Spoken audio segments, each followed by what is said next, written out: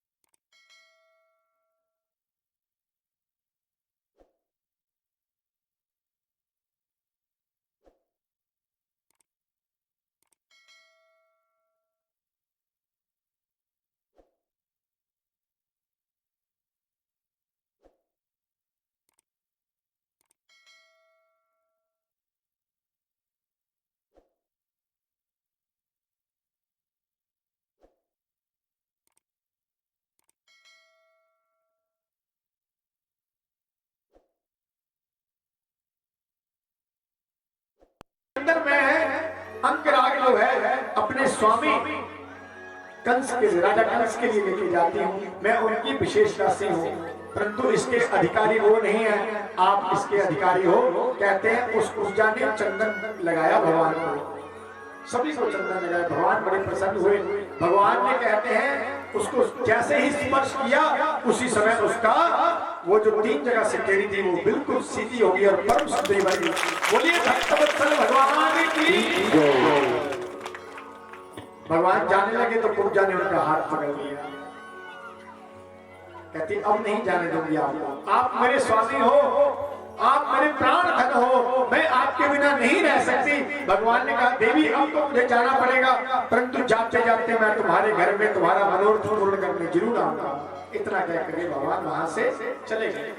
रंगशाला में पहुंचे जहां पर धनुष रखा था और भगवान को कंस के सैनिकों ने देखा, रोका। भगवान ने उनको धक्का मार कर अंदर गए और जैसे ही प्रत्यंचा चढ़ाई, धनुष बाण टूटा और बड़ी आवाज आई।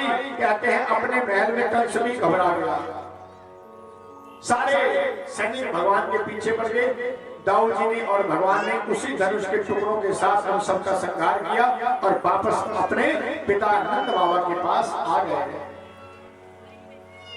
अब कंस को पता चला सैनिकों के द्वारा कि धनुष तोड़ दिया, कृष्ण और बलराम आगे हैं। कहते उसको सारी रात नींद नहीं आई, अपने प्रधान मल लेकर के आ गया। प्रातः काल उसने रंगमंच सजाया और जैसे ही रंगमंच उसने सजाया और अपने सैनिकों से कहा जाओ नंद इत्यादि को बुला करके लाओ। सभी राजा महाराजा उनके जितने भी नगर के लोग थे अपने अपने सिंहासन आसनों के ऊपर बैठ गए। नंद उपनंद आए, जितने गोप ग्वाले थे सारे आए और आकर के उन सभी ने राजा को भेंट सामग्री प्रदान करी, अपना अपना आसन ले लिया। अब जैसे ही नगाड़ों की आवाज सुनी, भगवान अपने दाऊ भैया और कुछ सखाओं को लेकर के रंगमंच की तरफ आने लगे। और जैसे ही वो आने लगे तो द्वार के ऊपर एक महावत एक बड़े भारे हाथी को लेकर के खड़ा हुआ था। उसने हाथी को मदिरा पान करवाया हुआ था। भगवान ने कहा, महावत सुनो, तुम्हें पता नहीं कि हमने अंदर रंगमंच में जाना है, रंगभूमि में जाना है। अरे अभी अपने हाथी के साथ यहाँ से हट जा, नहीं तो तुझे और तेरे हाथी को अभी यमराज के पास पहुंचा दूंगा। कहते जैसे ही भगवान ने उसको ललकारा, उसने अंकुश की मार से हाथी को उकसाया और भगवान की तरफ बढ़ाया। भगवान ने देखा हाथी महावत को साथ में लेकर के मेरी तरफ बढ़ रहा है। भगवान ने उछल करके हाथी को एक मुक्का मारा, हाथी नीचे गिरा और भगवान ने हाथी की सूंड के ऊपर पैर रख करके उसके दोनों दांत बाहर निकाल लिए और उन्हीं दोनों दांतों से भगवान ने उस हाथी और महावत का काम तमाम कर दिया। और दोनों भाइयों ने एक एक दांत अपने कंधे के ऊपर लेकर के रंगमंच की तरफ अंदर चले गए। बोले भक्तवत्सल भगवान की जय।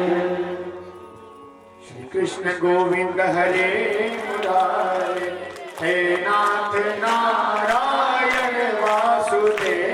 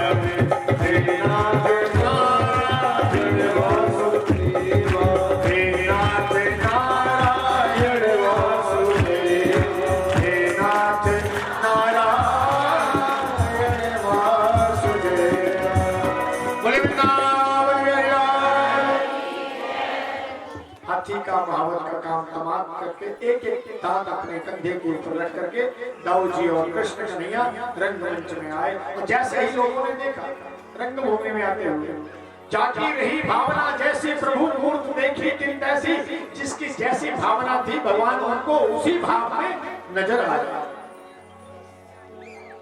कंस को मृत्यु के रूप में नजर आए और जितने उसके पहलवान थे उनको वज्र के रूप में नजर आए। जितने बूढ़े लोग थे भगवान को उनको माता पिता पुत्र के रूप में नजर आए। और जो जवान थे युवतियां थी उनको प्रेमी के रूप में नजर आए। यदुवंशियों को अपने स्वामी के रूप में नजर आए। जब आए तो चारों और मुष्टिक ने दो प्रधान मल है कंस के, उन्होंने भगवान कृष्ण और बलराम को ललकारा, हे कृष्ण हे बलराम सुनो, हमारे साथ मल्ल युद्ध करो, क्योंकि हमने सुना है तुम जब गाय चराने जाते थे तो यमुना के किनारे तुम मल्ल युद्ध किया करते थे। भगवान ने कहा चारों सुनो, हमारी आयु अवस्था बड़ी छोटी है, तुम्हारी आयु बहुत बड़ी है, और मल्ल युद्ध बराबर आयु वालों में होता है, इसलिए हमारा तुम्हारा युद्ध संभव नहीं है, हम तुम्हारे साथ युद्ध नहीं करेंगे। उन्होंने एक बार फिर लगा, अरे तुम कोई छोटे साधारण बालक नहीं हो, तुमने तो पूतना, तृणावर्त, अगासुर इत्यादि शक्तासुर को मार डाला। अरे देखते ही देखते गोवर्धन पर्वत को अपनी उंगली के ऊपर उठा लिया, तुम साधारण मानव नहीं हो, तुम कोई बच्चे नहीं हो। जैसे ही ऐसे कहा तो कहते हैं भगवान ने ललकार सुनी और मल्ल युद्ध होने लगा। चारों के साथ भगवान कृष्ण युद्ध करने लगे और मुष्टिक के साथ दाऊजी युद्ध करने लगे। भयंकर युद्ध हुआ। अब भगवान ने एक तमाचा मारा और चारों का गोविंदाए नमो नमः, और बलराम जी ने मुष्टिक को उठाया, उठा करके घुमाया, घुमा करके नीचे धरती के ऊपर पटका और मुष्टिक का भी प्राणांत हुआ। अब कहते हैं जब अपने प्रधान मल उसके मर गए, तब उनके बाकी जो है मल कंस के, उनको बोला अरे जाओ जाकर इनको मारो। भगवान ने सभी का संहार किया। इतना देख करके कि मेरे सारे के सारे प्रधान मल्ल समाप्त हो गए। कंस बड़ा उत्तेजित हो गया, क्रोधित हो गया, घबरा गया। उसने कहा सैनिकों सबको घेर लो, नंद को बंदी बना लो और वसुदेव देव जी को मार डालो और उपनंद को भी बंदी बना लो, मेरे पिता को भी जिंदा मत छोड़ना, इन दोनों को जिंदा मत छोड़ना। जैसे ही भगवान ने ये सुना, भगवान उछल करके गए और उसके सिंहासन पे गए। जैसे गरुड़ एक सांप को उठा करके पटक देता है, उसी प्रकार भगवान ने कंस को उठाया और नीचे धरती के ऊपर पटका और भगवान जोर से उसके ऊपर गिरे। एक ही बार में उसका प्राणांत हो गया। उसके शरीर से दिव्य ज्योति निकली, भगवान में आकर के समा गई। बोलिए साचे। जितने भी उसके पहरेदार थे सब वहां से भाग गए। कहते हैं भगवान सीधे ही गए, अपने माता पिता को बंधन मुक्त किया, अपने नाना उग्रसेन को भी मुक्त किया। और भगवान ने नंद बाबा से कहा, नंद बाबा अब आप मुझे यहाँ पर रहने दे, जिन माता पिता ने मुझे पैदा किया है उनकी सेवा भी करने का मौका दें, और मैं कुछ दिन जहाँ पे रहना चाहता हूँ, क्योंकि कंस का जो ससुर है जरासंध वो बड़ा दुष्ट है, वो यदुवंशियों को नहीं छोड़ेगा, इसलिए मुझे इनके साथ रहना पड़ेगा। नंद बाबा वसुदेव के पास गए। आज नंद बाबा को पता चला कि वसुदेव हैं कृष्ण और बलराम। नंद बाबा ने हाथ जोड़े, क्या बोलते बेचारे, कहते हैं भेंट देकर के वहां से वो चले गए। अब अपने नाना उग्रसेन को उन्होंने राजा बना दिया। वो राजा बनने को तैयार नहीं। उन्होंने कृष्ण तुम ही राजा बनोगे? उनका नहीं, हमें श्राप है, हम राजा नहीं बन सकते, इसलिए यदुवंशियों के राजा आप ही रहेंगे। जब यूं कहा, अपने नाना को राजा बना करके और माता पिता ने गर्गाचार्य जी को बुलाया, यज्ञोपवीत संस्कार करवाया। और यज्ञोपवीत संस्कार जब हुआ उसके बाद गर्गाचार्य जी ने कहा, सुनिए वसुदेव जी, जब तक बच्चों की शिक्षा नहीं होती तब तक बच्चों, क्योंकि माता शत्रु पिता बैरी, जैन बालों में पाठिता है, जो अपने बच्चों को पढ़ाते नहीं है वो माता पिता अपने बच्चों के शत्रु होते हैं, बैरी होते हैं। इसलिए इनकी विद्या के लिए इनके अध्ययन का प्रबंध करो। तो कहते हैं उज्जैन नगरी में सांदीपनि के मुनि के आश्रम में भगवान को पढ़ने के लिए भेजा और गुरु गृह पर में गए। प्रभु अल्पकाल विद्या समपाई, भगवान ने बड़ी जल्दी सारी विद्याएं सीख ली। वहीं पर सुदामा जी से मित्रता हो गई। और उसके बाद भगवान ने एक दिन कहा, गुरुदेव अब आप बताएं कि आपको गुरु दक्षिणा के रूप में क्या दें। गुरुदेव बेचारे बड़े भोले भाले, उन्होंने कहा मुझे तो कुछ नहीं चाहिए, अगर चाहिए तो तुम अपनी गुरु माता से कुछ पूछ लो, उनकी इच्छा ना हो। गुरु माता के पास गए। गुरु माता ने कहा, बेटा मेरा एक पुत्र था जो समुद्र में डूब करके मर गया था, उसकी याद बड़ी आती थी, परंतु जिस दिन से तुम आश्रम में पढ़ने आए मैं अपने पुत्र को भूल गई थी। आज तुम आश्रम छोड़ करके जा रहे हो, मैं कैसे रहूंगी? दे सकते हो तो मेरा पुत्र ला करके मुझे दो। भगवान ने कहा कोई बात नहीं मैया, भगवान दाऊद जी को लेकर के समुद्र के किनारे गए, समुद्र को पुकारा, समुद्र ने प्रकट होकर के कहा, प्रभु मेरे पास वो बालक नहीं है, हाँ मेरे अंदर एक शंख है, शंख के बीच में एक राक्षस रहता है, हो ना हो वो राक्षस उस बच्चे को, बालक को खा गया हो। भगवान शंख के पास गए, राक्षस को ललकारा, राक्षस आया, राक्षस ने कहा मेरे पास कुछ नहीं है, भगवान को मारने लगा। भगवान ने उसका भी गोविंदाय नमो नमः, उसका भी उद्धार किया और भगवान को शंख मिल गया 5 जन्म। क्या मिल गया? एक शंख मिल गया जिसका नाम है 5 जन्म। 5 जन्याय विद्महे पावनाय धीमहि तन्नो शंख प्रचोदयात्। उसी शंख को साथ में लेकर के सीधे ही भगवान यमलोक को चले गए।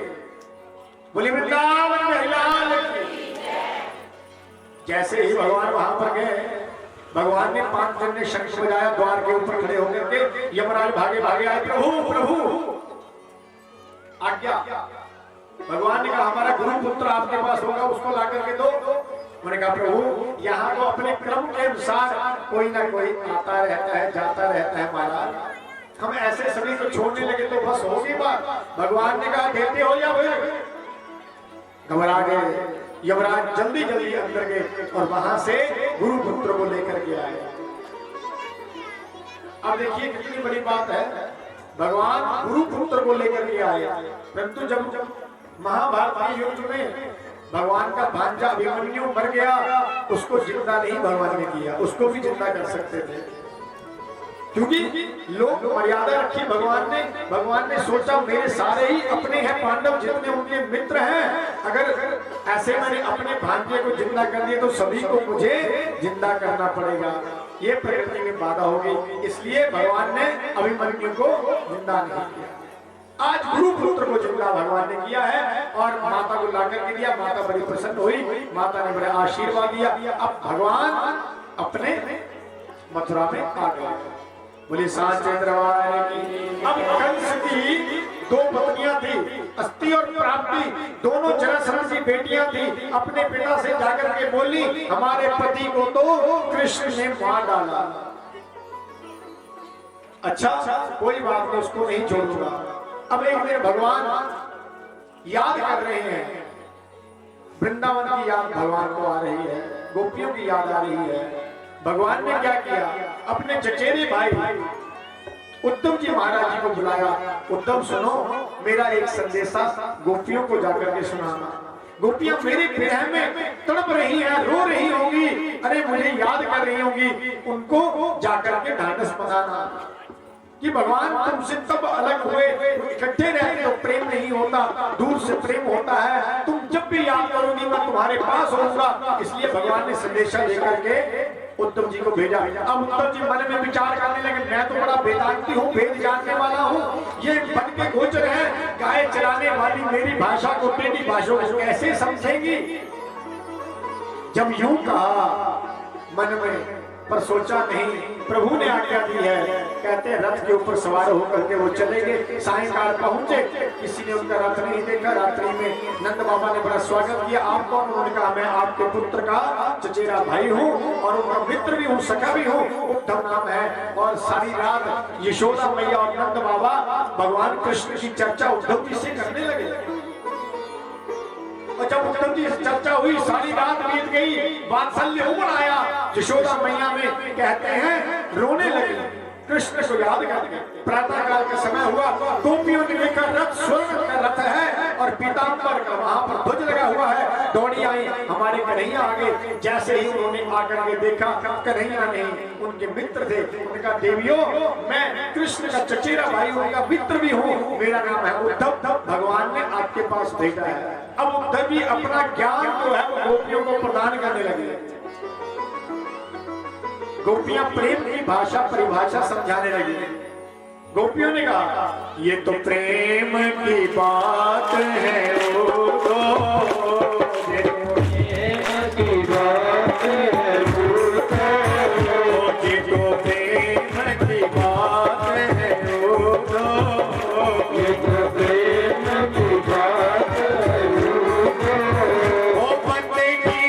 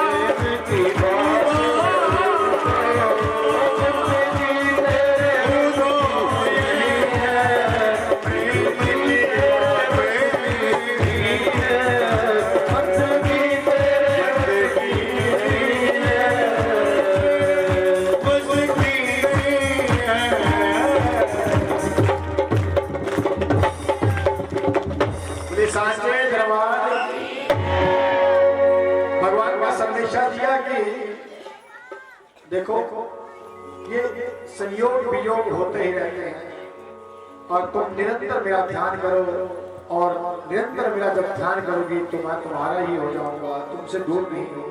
कहते हैं बहुत दिनों तक उद्धव जी महाराज ब्रज में रहे, बड़ा उनका भव्य दिव्य स्वागत हुआ है वहां पर, और वो चल पड़े और उद्धव मथुरा में लौटे। और कंस की पत्नी अपने पिता के पास गई थी तो कहते हैं मथुरा के ऊपर जरासंध ने सेना लेकर के चढ़ाई कर, एक बार आया सेना लेकर के, भगवान ने उसकी सेना का संहार किया, 2 बार आया, 3 बार आया, 4 बार आया। जब कई बार आ गया तो दाऊद जी ने कहा अरे कन्हैया इसको क्यों छोड़ देते हो, इसको भी साथ में मार दो। भगवान ने कहा दाऊद जी आप समझते नहीं हो, हम राक्षसों का संहार करने के लिए आए हैं और ये जाता है और एकत्रित करके लेकर के आता है, हम सबको मार देते हैं, हम कहां ढूंढने जाएंगे इन राक्षसों को, इसलिए इसको नहीं मारेंगे। कहते हैं नारद जी की प्रेरणा से मिलेच्छों का राजा काल यवन आया, भगवान ने देखा काल यवन आया और काल यवन की सेना के साथ दाऊद जी महाराज युद्ध करने लगे और भगवान वहां से भागे। अब भगवान भागे तो उसके पीछे पीछे काल यवन भी भागा, उसने भगवान की पीठ का दर्शन कर लिया। कभी भी देवता की पीठ का दर्शन नहीं करते, देवताओं की पीठ में दृढ़ता होती है, गणेश जी की पीठ में दृढ़ता का वास है, इसलिए देवताओं का सर्व मतलब सामने होकर के दर्शन करना चाहिए, प्रणाम करना चाहिए, दंडवत। परंतु काल यवन ने भगवान की पीठ का दर्शन किया और भगवान भागे भागे गए, अंदर एक गुफा थी और गुफा में अंदर चले गए और जाकर के उन्होंने देखा कि वहां पर मुचकुंद नाम के एक राजा विश्राम करते। भगवान को इस बात का पता था, देवासुर संग्राम में देवताओं की सहायता करी थी, निद्रा वरदान के रूप में मांगी थी। उन्होंने कहा ठीक है जाओ जाकर के सो जाओ, जो तुम्हें जगाएगा समय से पहले वो तुम जब देखोगे तो वो भस्म हो जाएगा। भगवान को इस बात का पता था, भगवान गए और अपना पीताम्बर उस राजा मुचकुंद के ऊपर डाल करके भगवान कंदरा में छुप गए। अब काल यवन आया, उसे भ्रम हो गया कि मेरे को दौड़ा करके लाया और आकर के लेट गया है, उसने पादप प्रहार किया, भगवान को समझ करके टांग मारी और जैसे ही मुचकुंद ऋषि की आंखें खुली राजा की और जैसे ही राजा ने देखा काल यवन भस्म की ढेरी हो गई। भगवान निकल करके आए, अरे राजा जी कब तक सोते रहोगे? भगवान को देख करके हाथ जोड़ करके स्तुति करी है। भगवान ने कहा अब कोई अपने उद्धार का उपाय कर लो, भजन करो, सत्संग करो। कहते हैं वही राजा मुचकुंद कलयुग में आकर के नरसिंह भगत बना। बोलिए नरसिंह भगत वृंदावन बिहारी लाल की।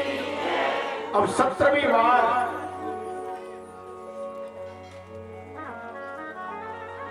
जब आक्रमण किया, 17 बार आक्रमण किया, भगवान ने सेना को मार करके भगा दिया। अब 18वीं बार जब आया तो भगवान ने दाऊद जी से कहा दाऊद जी अब हमसे युद्ध नहीं होता, मैं थक गया हूं, अब चलो यहां से भाग चलते हैं। दाऊद जी ने कहा अरे कन्हैया क्या कर रहे हो? अरे यहां से भागेंगे तो ये सारे यदुवंशियों को मार देगा, क्योंकि जितने यदुवंशी कंस से डर करके जंगलों में चले गए थे सारे ही आगे थे। जब राजा उग्रसेन बन गया सब आगे थे। उन्होंने कहा उनकी रक्षा कौन करेगा? उन्होंने कहा चिंता ना करो, मैंने विश्वकर्मा जी को कह करके समुद्र के बीच में टापू के ऊपर एक नगरी का निर्माण करवा दिया है, द्वारकापुरी। सारे के सारे योग माया के द्वारा भगवान ने वहां पर भेज दिए। अब भगवान जरासंध के सामने से भागे, दाऊद जी और दोनों। उसने कहा भगवाने रणछोड़ कहां भाग गए हो? तो भगवान का एक नाम और पड़ गया रणछोड़। बोलिए रणछोड़ भगवान की। भगवान भागे, जरासंध पीछे पीछे भागा। भगवान प्रवर्षण पर्वत पर चढ़ गए और उसने प्रवर्षण पर्वत को घेर लिया। घेर करके उस पर्वत को आग लगाई। भगवान छलांग लगा करके सीधे ही द्वारकापुरी में समुद्र से चले गए और द्वारकाधीश बन करके भगवान वहां पर विराजमान। बोलिए द्वारकाधीश भगवान की जय। अब भीष्म जी हैं एक और उनकी एक पुत्री है और उनके 4 पुत्र हैं। रुक्मी सबसे बड़ा, जो शिशुपाल से प्रेम करता था, मित्र था शिशुपाल का।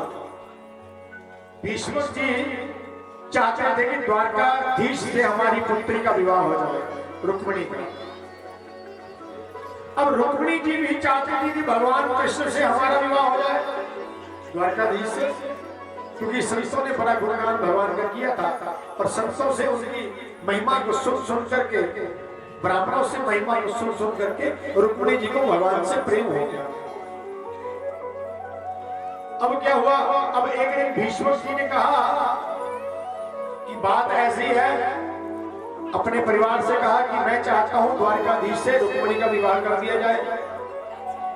तो बाकी किसी ने कुछ नहीं कहा, सबने कहा ठीक है। रुक्मिणी खड़ा हो गया, महाराज रुकिए पिताजी, किसी द्वारकाधीश से हमारी बहन का विवाह नहीं होगा। मेरी बहन का विवाह होगा तो दमघोष के पुत्र शिशुपाल के साथ, चेती नरेश दमघोष, और मैंने उनको बारात लाने के लिए कह दिया है, परसों ही बारात आ रही है, तैयारी कर लो। अब जो अपने पिता को आज्ञा दे दी। अब रुक्मिणी जी की धड़कन तेज हो गई जब उन्हें पता चला परसों बारात शिशुपाल लेकर के आ रहा है। कहते हैं अपनी भाभियों से, बोली भाभियों आप ही कुछ समझाओ भैया को। उन्होंने कहा नहीं, हम नहीं समझा सकते, ऐसा करो एक पत्र लिखो द्वारकाधीश के लिए। पत्र में अपने मन की बात लिखना। कहते हैं 7 श्लोकों में रुक्मिणी जी ने पत्र लिखा, ब्राह्मण को बुलाया, ब्राह्मण की सेवा करी, हाथ जोड़े, ब्राह्मण देवता आप जल्दी जल्दी जाइए द्वारकाधीश भगवान को मेरा संदेशा दीजिए कि महाराज विवाह करूंगी तो आपके साथ करूंगी, अन्यथा मैं अपने प्राण त्याग दूंगी। ब्राह्मण देवता भागे भागे गए और भगवान अपनी सुधर्मा सभा में बैठे हुए हैं। वो ब्राह्मण पत्र लेकर के आया दौड़ा दौड़ा, और भगवान के द्वारपालों ने भगवान से कहा प्रभु एक ब्राह्मण देवता आए हैं भीष्म जी के यहाँ से, आपसे मिलने की याचना कर रहे हैं। भगवान ने कहा लेकर के आओ। रुक्मिणी जी का पत्र लेकर के पंडित जी सामने आए। भगवान ने कहा पंडित जी आपका स्वागत है। भगवान ने बड़ा स्वागत किया, आसन दिया बैठने के लिए और कहा अब बताइए किस कारण आप आए हैं। उन्होंने कहा महाराज ये बात सबके सामने बताने वाली नहीं है, एकांत में चलना पड़ेगा। भगवान ब्राह्मण को लेकर के अपने कक्ष में चले गए और ब्राह्मण का बड़ा भव्य स्वागत किया भगवान ने। और भगवान ने कहा अब ब्राह्मण देवता बताएं क्या बात है। उन्होंने कहा महाराज आपके लिए रुक्मिणी जी का पत्र लेकर के आया हूं, भीष्म जी की पुत्री है, ऐसे ऐसे बात बताई। उन्होंने कहा पत्र पढ़िए। उन्होंने कहा नहीं महाराज। पंडित जी बोले पत्र नहीं पढ़ सकता, ये प्राइवेट पत्र है, ये आपके लिए पत्र है, इसको नहीं पढ़ सकता। भगवान ने कहा पंडित जी पढ़िए, हमने ब्राह्मणों से कुछ भी नहीं छिपाया है, पढ़िए। तब ब्राह्मण देवता पत्र पढ़ने लगे। महाराज रुक्मिणी जी कहती है प्रभु आपके यश को सुन करके आपके साथ मुझे प्रेम हो गया और मैं आपके साथ विवाह करवाना चाहती हूँ, परंतु चेती नरेश दमघोष का पुत्र शिशुपाल परसों बारात लेकर के आ रहा है। महाराज विवाह कराऊंगी तो आपके साथ कराऊंगी, अन्यथा अपने प्राण त्याग लूंगी, 100 जन्म ले लूंगी, विवाह कराऊंगी तो आपके साथ ही कराऊंगी। और आप सोचेंगे कि मैं आपको जानता ही नहीं हूं। प्रभु मैं आपके जन्म जन्मांतरों की दासी हूं, आप यदि आएंगे मुझे विवाहने के लिए तो आप सोचेंगे कैसे पहचानूंगा। हमारे यहाँ पता है गिरजा मंदिर भवानी पार्वती के मंदिर में पूजा करने दुल्हन जाती है, तो मैं पूजा करने जाऊंगी और कहीं पर आप आ जाना और हाथ में आरती की थाली लिए मैं नजर आऊंगी और आप मुझे वहां से ले आना। प्रभु कहीं शेर सिंह का शिकार जो है वो गिदड़ ना कर ले, इसलिए आप सिंह हो, आपको चाहती हूँ, आप मेरा वरण करें, पानी ग्रहण करें। भगवान ने कहा पंडित जी मैंने भी ब्राह्मणों से रुक्मिणी के स्वभाव को, गुणों को, रूप को बहुत सुना है, सुंदर स्वभाव है, मुझे भी उनसे प्रेम हुआ है। अब चलो चलते हैं। भगवान रात्रि में ही अपने भगवान ने रथ में 4 अपने घोड़े जोड़े और पंडित जी को रथ में बिठा करके जैसे ही जाने लगे, दाऊ जी ने देखा, दाऊ जी ने पुकारा, अरे द्वारकाधीश कहाँ जा रहे हो? इतनी देर में भगवान रथ लेकर के आगे बढ़ गए।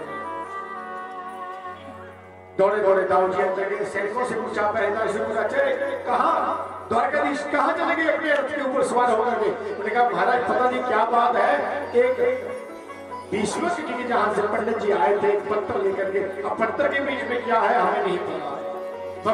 दाऊ जी ने कहा, मैं समझ गया सारी बात को, अरे अपनी नारायणी सेना को तैयार करो। दाऊ जी भी अपनी नारायणी सेना को लेकर के भगवान द्वारकाधीश के पीछे पीछे चल पड़े।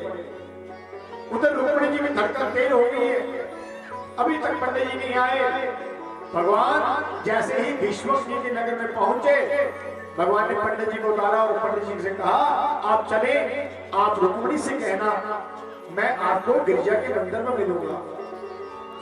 अब ब्राह्मण दौड़े दौड़े आए, उधर से रुक्मिणी जी ने देखा ब्राह्मण दौड़े दौड़े आ रहे हैं, खुशी खुशी उनके चेहरे को देख करके समझ गए कि बात बन गई, प्रसन्न हो गई। ब्राह्मण देवता, आप अकेले आए हो? बोले नहीं नहीं, मैं द्वारकाधीश के साथ ही आया हूँ, वो गिरजा के मंदिर में आपका इंतजार करेगा। उधर भीष्म जी को आकर के रुक्मिणी ने कहा, अरे महाराज प्रातः काल हो गई, शिशुपाल बारात लेकर के आ गया, आप जाइए और जनवासे में जाकर के उसको शकुन की सामग्री देकर के आइए। अब भीष्म जी शकुन की सामग्री लेकर के चल पड़े। रास्ते में भीष्म जी को पता चला कि द्वारकाधीश भी पधारे हैं। उन्होंने कहा, शिशुपाल से बाद में मिलूंगा, पहले भगवान द्वारकाधीश से ही मिलता हूँ। गए द्वारकाधीश के पास जाकर के उन्हें नमस्कार किया और सारी की सारी शकुन की सामग्री द्वारकाधीश को अर्पण कर दी। बोलिए द्वारकाधीश भगवान की। भगवान ने कहा, ये क्या कर रही हो? भगवान के हाथ पकड़ करके उन्हें अपने महल में लिया। भगवान से बोले, आपने बड़ी कृपा करी है, अब विवाह देख करके जाना। भगवान ने कहा, मैं तो ऐसे ही यहाँ से गुजर रहा था, आपके नगर को सजा हुआ देखा, सोचा गिरजा के मंदिर में प्रणाम कर लूं। आपने कौन सा मुझे निमंत्रण दिया है, पत्र दिया है क्या विवाह का? ऐसे थोड़ी रुकूंगा। उन्होंने कहा, महाराज क्षमा करें, मैं तो अपनी पुत्री आपको वही देना चाहता था, परंतु मेरा बेटा बड़ा मूर्ख है, समझा नहीं। इतनी देर में भगवान को याद आया कि गिरजे के मंदिर में खड़ी होगी रुक्मिणी, मेरा इंतजार कर रही। उन्होंने कहा, ठीक है भीष्म जी, हम चलते हैं। भीष्म जी को याद आया, अरे रुक्मिणी ना आ जाए, कहीं द्वारकाधीश का अपमान ना कर दे, इसलिए उन्होंने रोकने का दुस्साहस नहीं किया। भगवान चले गए। उधर रुक्मिणी को पता चला, कहते हैं शिशुपाल को पता चला कि द्वारकाधीश आया है। शिशुपाल ने अपनी सेना जो है वो मंदिर के आसपास लगा दी, पूरे नगर में लगा दी, महल को घेर लिया। अब अपनी सखियों के साथ गिरजा का पूजन करने के लिए रुक्मिणी जी चल पड़ी। जैसे ही रुक्मिणी जी अंदर गई, गिरजा माता का पूजन किया। मन जाहि राज्य हो मिली सोमर सहज सुंदर सांवरो, करुणा निधान सुजान सीधु स्नेह जानत रावण।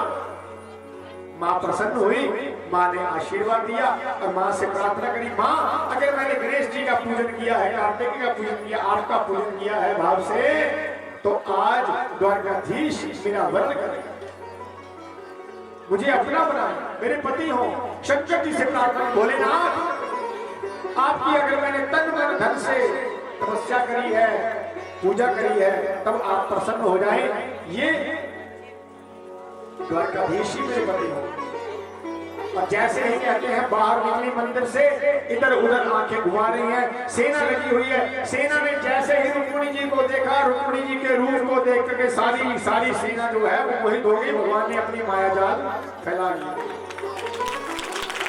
बड़े सांचे दरबार में अब भगवान ने अपना रथ थोड़ा आगे बढ़ाया और रुक्मिणी जी ने भगवान को देखा, भगवान ने रुक्मिणी जी को देखा, दोनों की आंखें चार हुई। रुक्मिणी जी हंसी, मुस्कुराई, भगवान मुस्कुराए।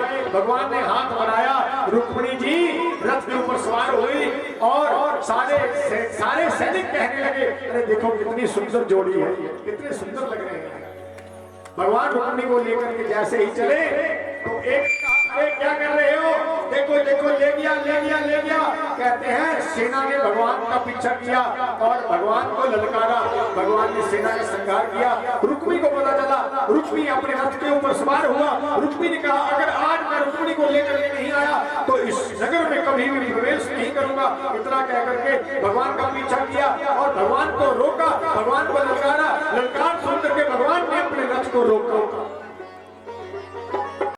चरण पकड़ लिए भगवान के, महाराज इसे मारना नहीं, ये मेरे भैया हैं, आपके साले साहेब हैं। भगवान ने कहा मारूंगा नहीं, पर इसको अकल दूंगा थोड़ी सी। इतनी देर में भगवान उतरे और युद्ध हुआ और भगवान ने उसके अपनी तलवार के साथ सारे बाल काट दिए, रुक्मिणी का मुंडन संस्कार कर दिया।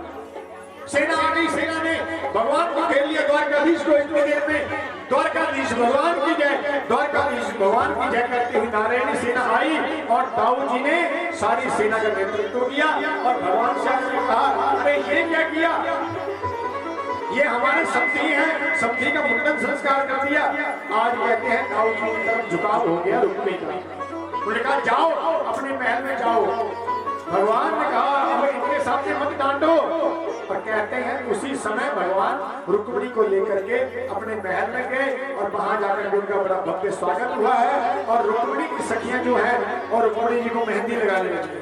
आओ मेरी सखियों मुझे मेहंदी लगा दो, आओ मेरी सखियों मुझे मेहंदी लगा दो, मेहंदी लगा दो मुझे ऐसा सजा दो, मेहंदी लगा दो मुझे ऐसा सजा दो, मुझे श्याम सुंदर की दुल्हन बना दो, मुझे श्याम सुंदर की दुल्हन बना दो, मुझे श्याम सुंदर की दुल्हन बना दो, श्याम सुंदर की दुल्हन बना दो। आओ मेरी सखियों मुझे मेहंदी लगा दो, मेरी सखियों मुझे मेहंदी लगा दो, मेहंदी लगा दो मुझे ऐसा सजा दो, मेहंदी लगा दो मुझे ऐसा सजा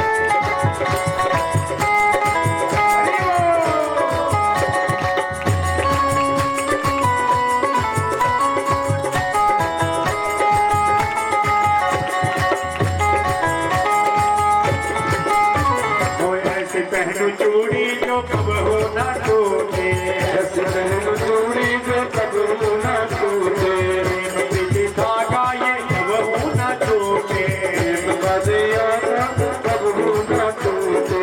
आज मेरी मोतियों से मांग भरा दो, आज मेरी मोतियों से मांग भरा दो, मुझे श्याम सुंदर की दुल्हन बना दो, मुझे श्याम सुंदर की दुल्हन बना दो। ओ आओ मेरी सदियों में मेहंदी लगा दो, मेरी रंगे मुझे मेहंदी लगा दो, मेहंदी लगा दूंगे ऐसा सजा दो, मेहंदी लगा मुझे ऐसा सजा दो, मुझे श्याम सुंदर की दुल्हन बना दो, मुझे श्याम सुंदर की दुल्हन बना दो, मुझे श्याम सुंदर की दुल्हन बना दो, मुझे श्याम सुंदर की दुल्हन बना दो, मुझे श्याम सुंदर की दुल्हन बना दो, मुझे श्याम सुंदर की दुल्हन बना दो।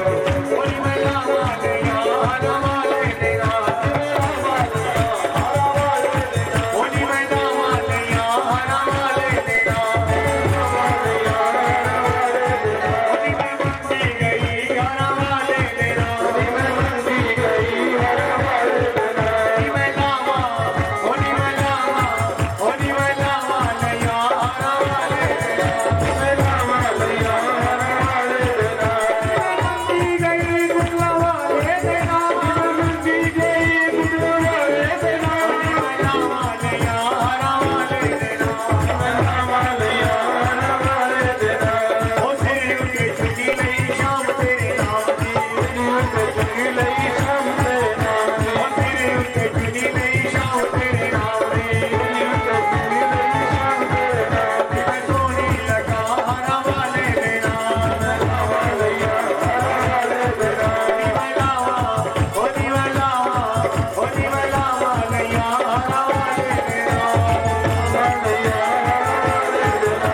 ओ मथे उते बिंदी लाई शाम तेरे नाम की, मथे उते बिंदी लाई शाम तेरे नाम की,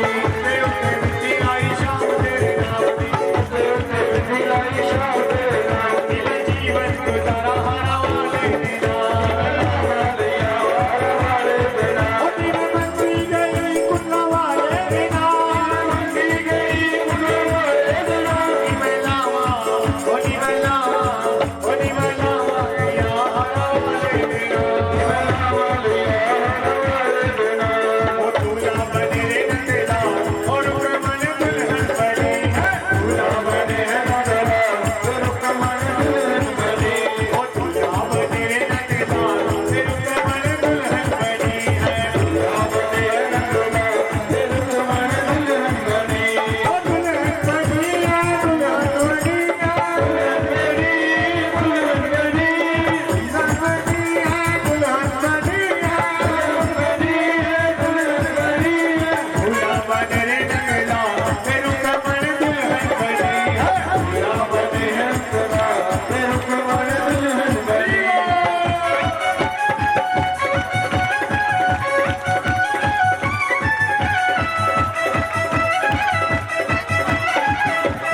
बोलिए द्वारकाधीश भगवान की।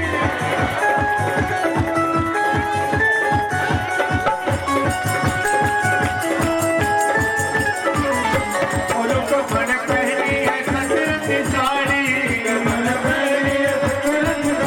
और को मन पहनी है सतरंग साड़ी,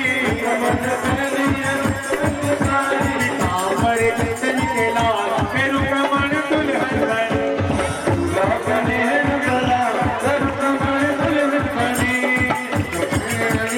लाल मेरू का मन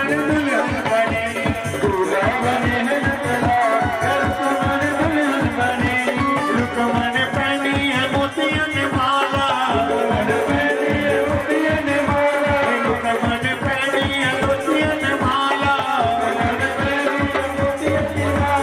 मोतियन माला, मोतियन माला, दूल्हा पे जगती माँ तेरू का मन दुल्हन बनी है, दूल्हा बने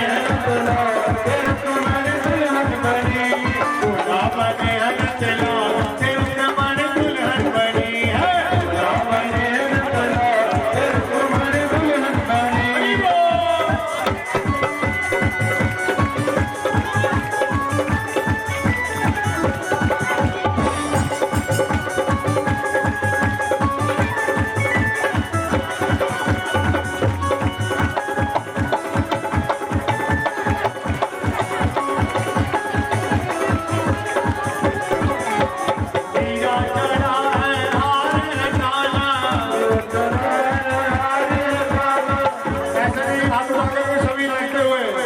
हीरा जड़ा है हार है डाला, ब्रज से आया है नंदलाला,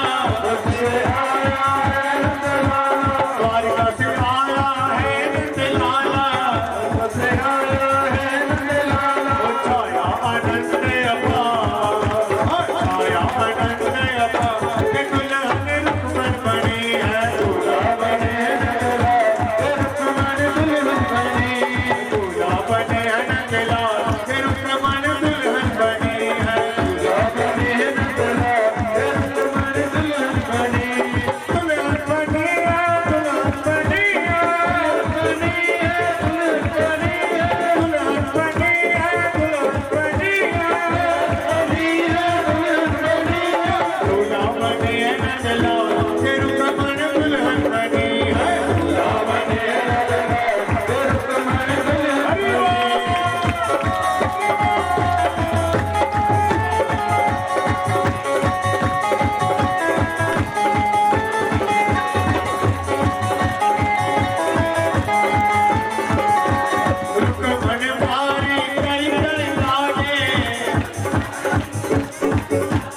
रुक्मन मारी कई कई लागे, रुक्मन मारी कई कई लागे, कई कई लागे, ओ सोने सोने लागे, रुक्मन मारी कई कई लागे,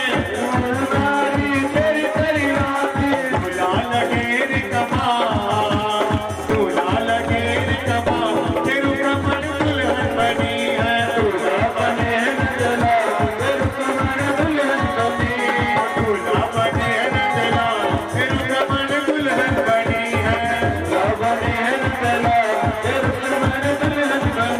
वाला वाले यार वाले देना, ओ जिन्हें मंगी गई बुला वाले देना, वाला वाले यार वाले देना,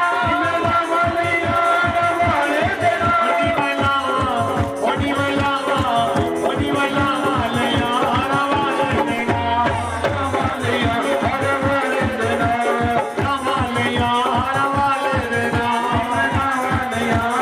वाले देना, ओ सांवरिया आजा, सांवरिया तू आजा,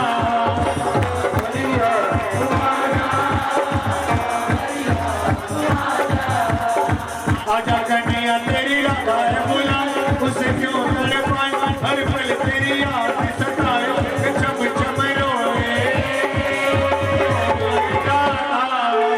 सांवरिया आजा, सांवरिया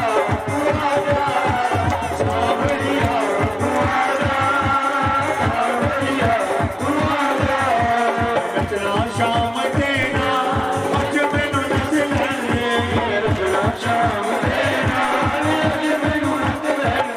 मैं नचना मोहन देना, अज मैनू नच लैंदे,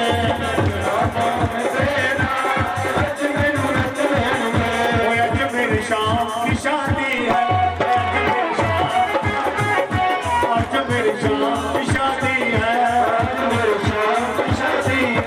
ओ शाम की शादी है, मेरे तन शाम की शादी है,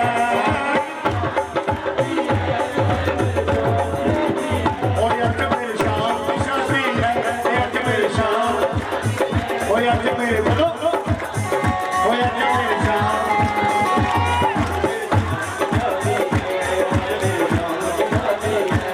द्वारकाधीश भगवान की, सभी को भगवान के विवाह की बहुत बहुत बधाई हो। भगवान आप सबका मंगल करे, आपके घर में भी ऐसे ही मंगल कार्य भगवान करवाते रहे। और सभी बैठ जाएंगे, एक मिनट के लिए बैठेंगे साथ साथ, सभी बैठ जाएंगे अपने अपने स्थान पर। समय भी हो गया है क्योंकि मौसम भी खराब है, अब आरती करके थोड़ी देर के लिए बैठेंगे।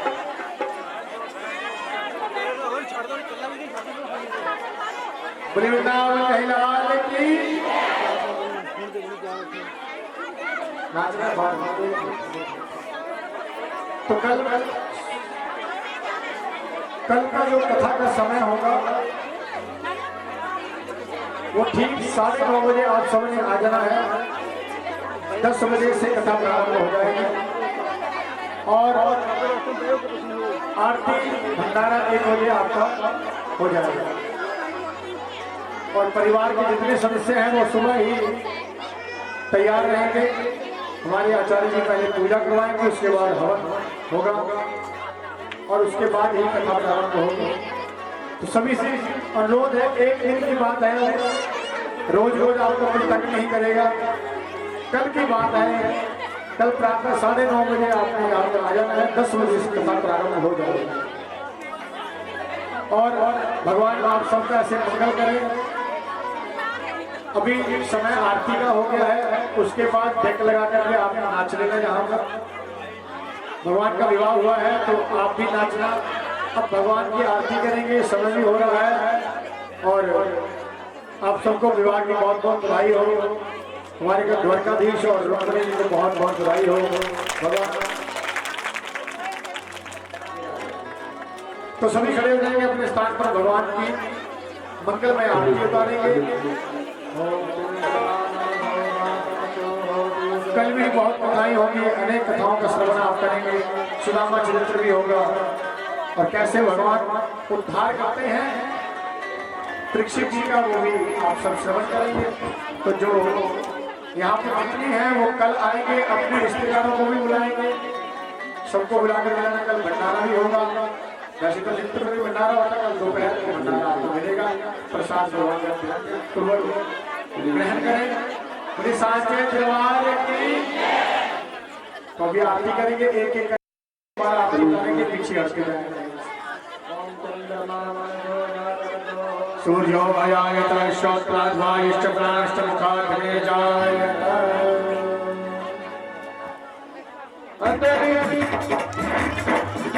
अतरी मुरली बजैया की आरती कृष्ण कन्हैया की।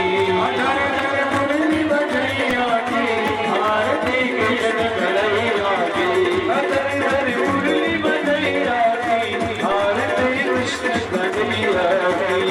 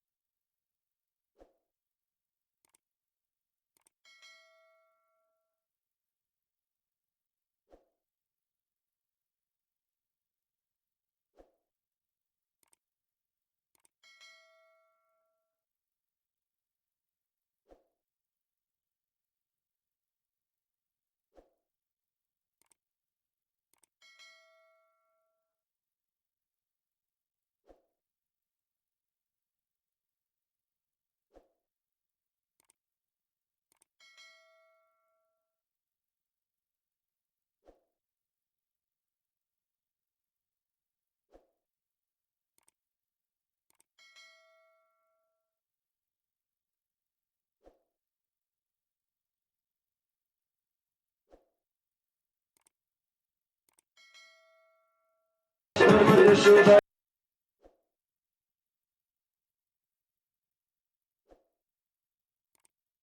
भैया गाओगे भैया कृष्ण यशोदा भैया भैया शाम भट गाओगे भैया गाओगे भैया। हमने नाच बजैया की आरती कृष्ण कन्हैया की।